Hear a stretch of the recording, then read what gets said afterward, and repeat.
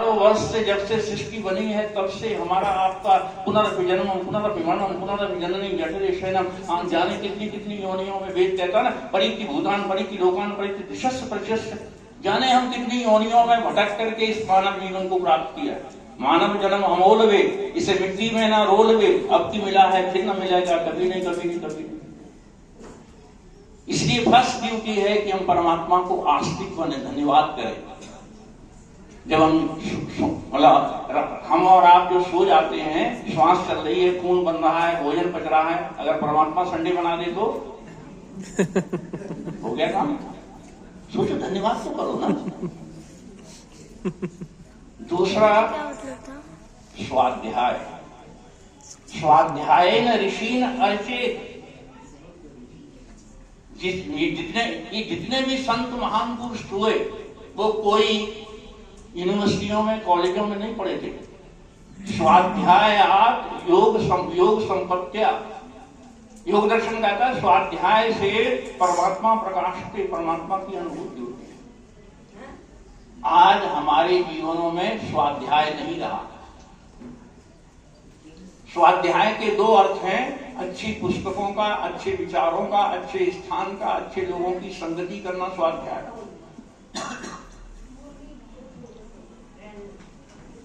दूसरा स्वाध्याय अपने बारे में जानना, अपने को पढ़ना, अपने को देखना, अपने को संभालना। मैं कौन हूं, कहां से आया हूं, किसके आया हूं, मेरा आने का प्रयोजन क्या है। ये चार प्रश्न अनादि काल से हमारे आपके सबके साथ जुड़े हुए हैं। मैं कौन हूं, कहां से आया हूं, किस लिए आया हूं, कहां जाना है और आने का प्रयोजन क्या है। जर्मन विद्वान शोपेनहावर मृत्यु उठ करके वाटिका में जाता था आत्मचिंतन के लिए। जिस वाटिका में जाता था उसमें पके हुए फल लगे हुए थे। अंधेरा था प्रातः काल। माली आवाज देता है, कौन हो, कहां से आए हो, किस लिए आए हो, क्या चाहते हो। शोपेनहावर चुप रहता है। माली को शक हो गया, निश्चित रूप से चोर है जो बोल नहीं रहा। लालटेन को जलाता है, रोशनी को लाकर के शोपेनहावर के चेहरे पर वही प्रश्न दोहराता है, मैं कौन हूं, कहां से आया हूं, किस लिए आया हूं। शोपेनहावर ने कहा, यही तो मैं नित्य वाटिका में उठकर के सवेरे आता हूं कि मैं कौन हूं, कहां से आया हूं, किस लिए आया हूं और क्या चाहता हूं। ये चारों प्रश्न हमारे आपके साथ जुड़े हुए हैं। मैं शरीर हूं कि आत्मा? बोलिए। प्रातः काल से लेकर मकान, कोठी, गाड़ी, सामान सब किसके लिए?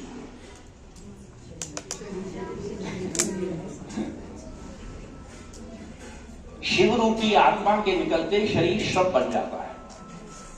सारथी आत्मा के निकलते शरीर अर्थी बन जाता है। ये जो आज भौतिकवादी, भोगवादी, धनवादी संसार में जो प्रचलन चल रहा है, हम शरीर के स्तर पर जी रहे हैं। जिस्म जी के लिए जी रहे हैं, आत्मा मर रही है हमारी। सोचो, विचार करके देखो। इसलिए हम दुखी हैं, हम मूल से भटक रहे हैं। तो वेद कहता है कि मैं कौन हूं, मैं आत्मा हूं, कहां से आया हूं, किसी को नहीं पता। न आने की तिथि पता हमें है, न जाने की। हम और आप हाँ, ये कह दो हम पश्चिम बिहार से आए हैं। वो एक ऐसी सभा लगी हुई थी, तो एक संत कथा कर रहे थे, तो उन्होंने पूछा कि कल क्या होगा। तो लोगों ने कहा, हमें क्या पता है कल क्या होगा, हमें भी पता नहीं, सांस के अंदर लौट के आए ना आए, हमें क्या पता है। एक बुजुर्ग सज्जन समझदार थे, काफी सत्संग अटेंड किए थे, कहते मुझे पता है। कहते क्या? कि कल लंगर होगा। कि कल क्या होगा? लंगर होगा। इसलिए विधेय जी के जीवन में धार्मिकता थी, आध्यात्मिकता थी, प्रभु भक्ति थी, स्वाध्याय था, साधना थी। और वेद के लिए समर्पित था।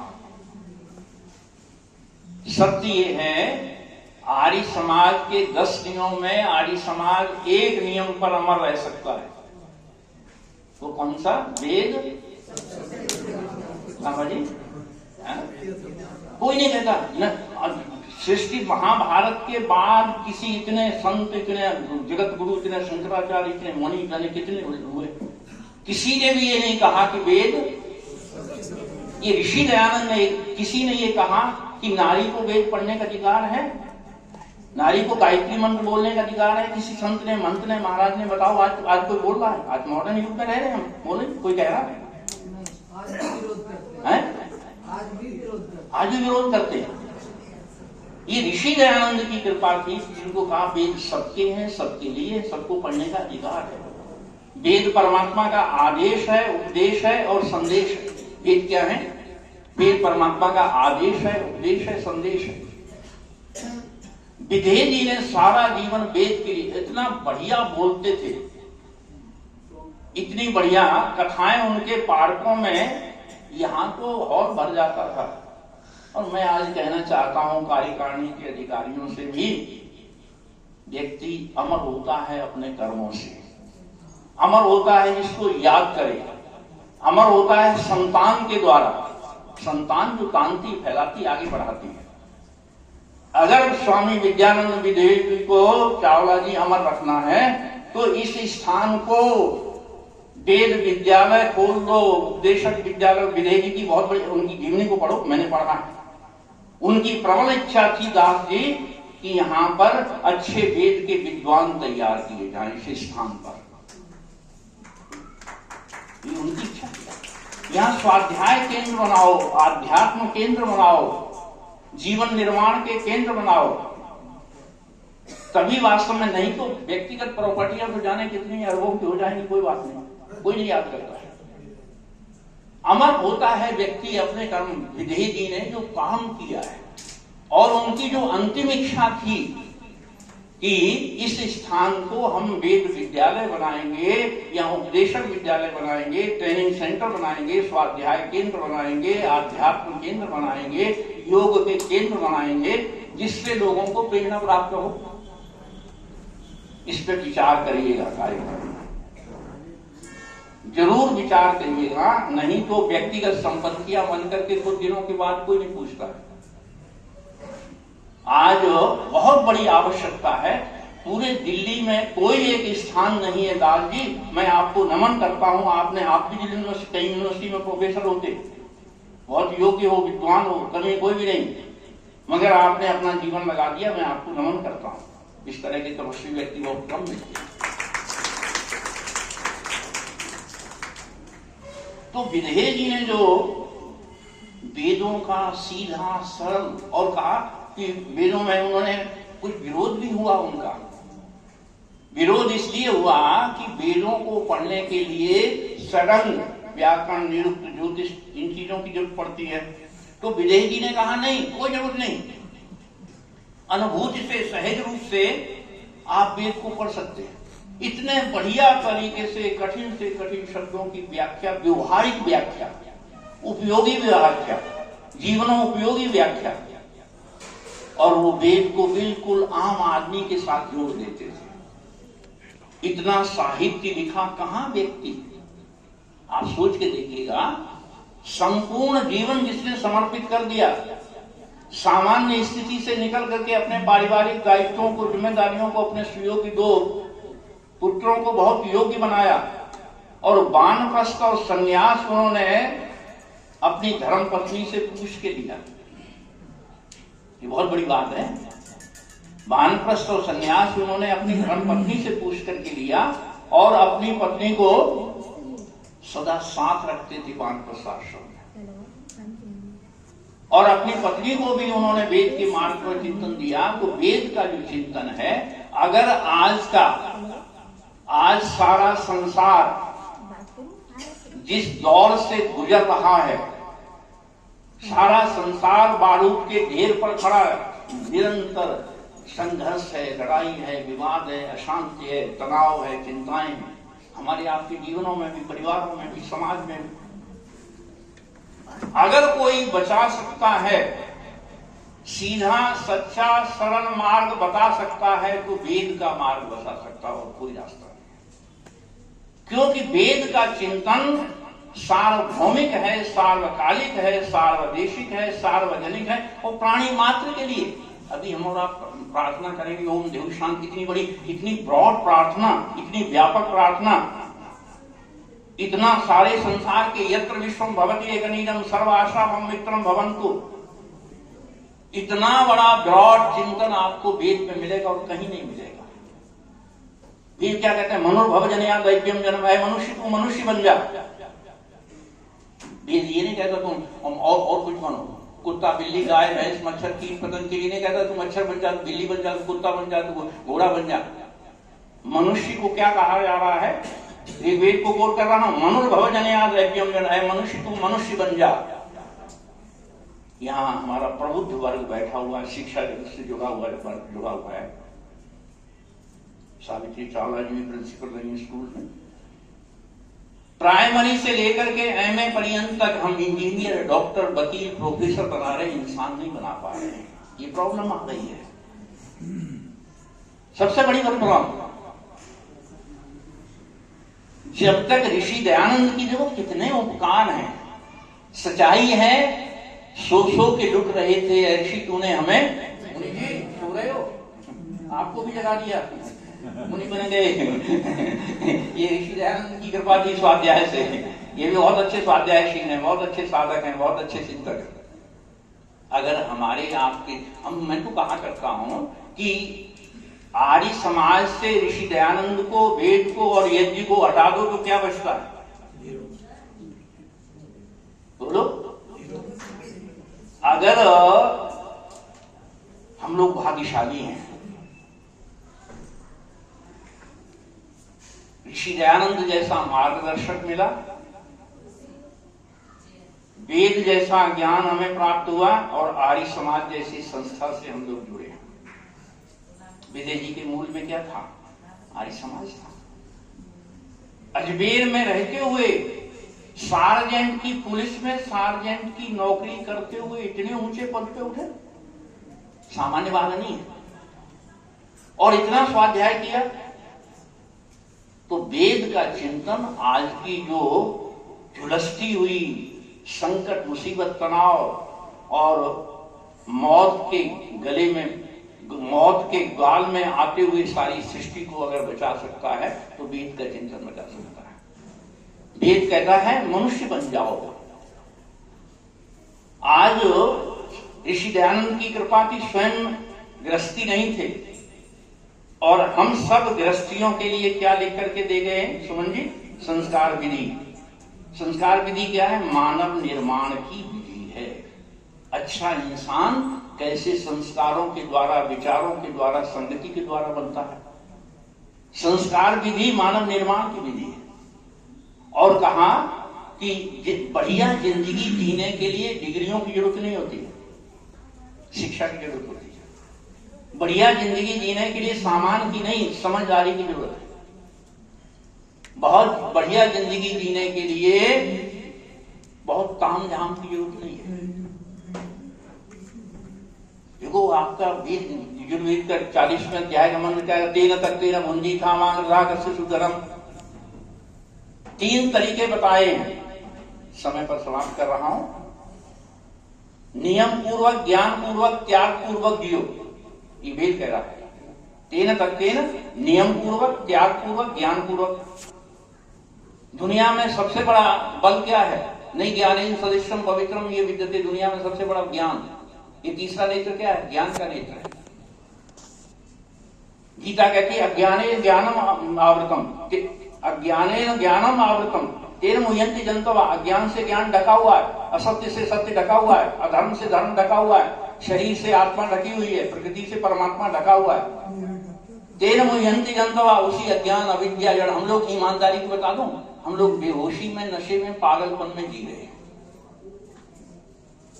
नत्था सिंह की पंक्ति याद आ रही, समाप्त कर रहा हूं। जीवन खत्म हुआ तो जीने का ढंग आया, क्षमा भूल गई तो महफिल में रंग आया। मन की मशीनरी ने तब चलना सीखा जब बूढ़े तन के पुर्जे पुर्जे पे जंग आया। फुर्सत में न सुमिरन का वक्त निकला, फुर्सत में न सुमिरन का वक्त निकला, वक्त तब मांगा जब वक्त तंग आया। परमात्मा हर चीज देने में बहुत उदार है। चक्का साहब आए हुए हैं, नागिया जी सब लोग बैठे पंजाब, मेरा सारा परिवार है। परमात्मा हर चीज देने में उदार है, वक्त देने में बहुत कंजूस है, देता नहीं। जाग जाओ, ये कार्यक्रम हमें जगाने के लिए बनाए गए, हमारे लिए बनाए गए हैं, संभालने के लिए बनाए गए हैं। कुछ तो सीखो, कुछ तो विचार करो। इसलिए वेद का स्वाध्याय बहुत जरूरी है। विदेह जी ने स्वाध्याय के बल पर कितने हजारों पेज लिख गए। उनका साहित्य देखो कितना अद्भुत साहित्य है। ऐसे कार्यक्रमों की आज के जीवन को, जगत को, संसार को बहुत बड़ी आवश्यकता है। ये कार्यक्रम हमारे रक्षा कवच हैं, ये बैलेंसिंग फैक्टर हैं, ये हमें जीवन को संभालते हैं, सन्मार्ग दिखाते हैं और मानवता का रास्ता दिखाते हैं। वेद का चिंतन हमें मानवता, विश्व शांति का, विश्व बंधुत्व का, विश्व कल्याण का और विश्व बंधुत्व का अगर कोई मार्ग दिखा सकता है तो वेद का मार्ग। विश्व शांति, जीव शांति, पृथ्वी शांति, सारा संसार ब्रह्मांड में है शांति, विश्व कल्याण का, विश्व मानवता का। इसलिए भागना नहीं, जागना है। विजय जी गृहस्थ में रहते हुए ना काम कर रहे ना, हमें भी सीखना चाहिए। सब दायित्वों को इतना बड़े संस्थान बना गए, उस टाइम में बना गए, कैसे बना गए, इतना साहित्य लिख गए, इतना प्रचार कर गए, और अंत में भी सावित्री जी कह रही थी, उसी को मैं संकेत कर रहा हूं। देखो एक वीर मृत्यु होती है, कंडु ऋषि के, कंडु का परिवार बैठा हुआ है, मैं माता जी को, मैं भी उस सम्मान का पात्र बना हूं, आज तक वो सम्मान मेरे पास रखा हुआ है, माता जी का दिया हुआ।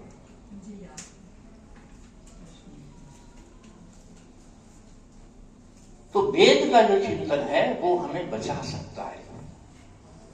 न हर भूलो न जग भूलो, भागो नहीं जागो। क्या करना है? भागना नहीं है। अवेयरनेस ले आओ, समझदारी ले आओ, ज्ञान ले आओ, विचार ले आओ, सोच ले आओ, प्रॉब्लम नहीं। व्यास ने महाभारत में लिखा, जिसके बाद ज्ञान की टॉर्च है वो कहीं भी रहे, उसे कोई प्रॉब्लम नहीं, कोई समस्या नहीं, कोई झंझट नहीं। ज्ञान है, ज्ञान पूर्वक, नियम पूर्वक। जिसका कोई नियम नहीं होता है वो पशु होता है।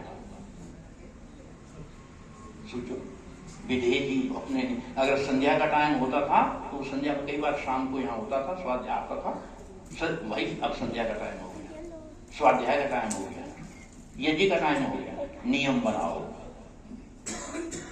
सोचो, यही तो हम उनके जन्मदिन मनाने की सार्थकता, उपयोगिता है। हम उनके जीवन से कुछ प्रेरणा लें और त्याग पूर्वक। भारत की संस्कृति त्याग मूलक है, यूरोप की संस्कृति भोग मूलक है। जो जितना छोड़ता जाता है ऊंचा उठता चला जाता है। सन्यासी के पैर हम क्यों छूते हैं? वो तो वैसे आज के समय में परिभाषा बदल गई। ये महल किनके? साधुओं के। ये महल किनके? आज परिभाषा बदल गई। जो जितना छोड़ता जाता है उतना ऊंचा उठता चला जाता है। देखो, एक रिजाइन करना होता है, एक सस्पेंड होता है। बताओ अच्छा कौन सा होता है? अगर हम नहीं छोड़ेंगे तो हम सस्पेंड कर दिए जाएंगे। ठीक है ना? परमात्मा की व्यवस्था में मृत्यु के भी कई कैटेगरी आता है, पुराणों में आता है। देव मृत्यु, पशु मृत्यु, बलि मृत्यु, मृत्यु के भेद है। देव मृत्यु, सहज मृत्यु। त्र्यंबकम यजामहे में क्या कामना की गई, प्रार्थना की गई? परमात्मा मैं संसार को कैसे छोड़ूं? जैसे खरबूजा पक जाने के बाद डंठल से अपने आप। डेथ की भी एक ब्यूटी होती है, बुढ़ापे का भी एक सौंदर्य होता है। कुछ लोग अपनी स्वभाव के कारण, आदतों के कारण, व्यवहार के कारण, सोच के कारण बुढ़ापे को नर्क में बदल लेते हैं। शब्द याद रहेंगे। सोच के कारण, स्वभाव के कारण, आदत के कारण, व्यवहार के कारण, आचरण के कारण हम क्या कर लेते हैं?